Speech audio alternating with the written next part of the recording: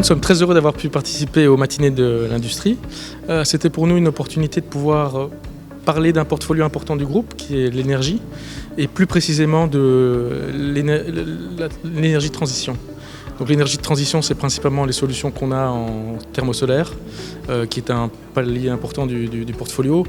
Parler de l'hydrogène, qui est, comme l'a souligné le président Bakouri, un sujet d'avenir, mais qui pour nous est déjà un sujet d'actualité. Nous voulons également parler des solutions de stockage d'énergie sur lesquelles nous investissons également beaucoup d'argent et auxquelles nous croyons pas mal, notamment dans le mix énergétique. Pour nous, le message principal était de dire que dans l'hydrogène, nous sommes très actifs.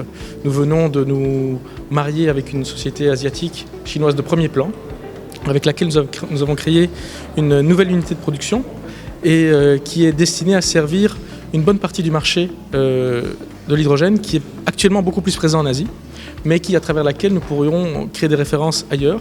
Nous sommes très heureux d'avoir eu la confiance d'un client marocain pour cette première unité.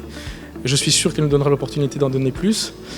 En même temps, nous sommes sur des projets innovants aussi dans la mobilité, parce que c'est aussi un aspect important de l'hydrogène, notamment sur l'aéroport de Liège, où nous avons de la production d'hydrogène pour un site propre, des véhicules de l'aéroport et de la production d'hydrogène pour du stockage, pour une utilisation ultérieure.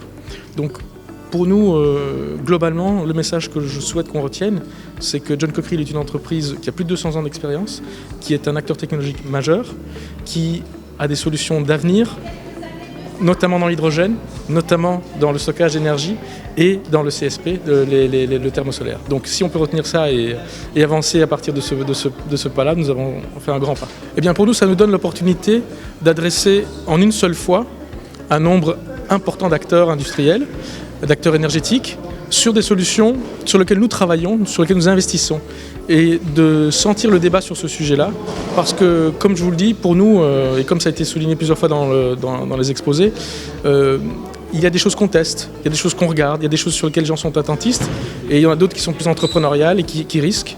C'est notre cas, notamment dans les énergies qu'on croit, naturellement les solutions qu'on croit.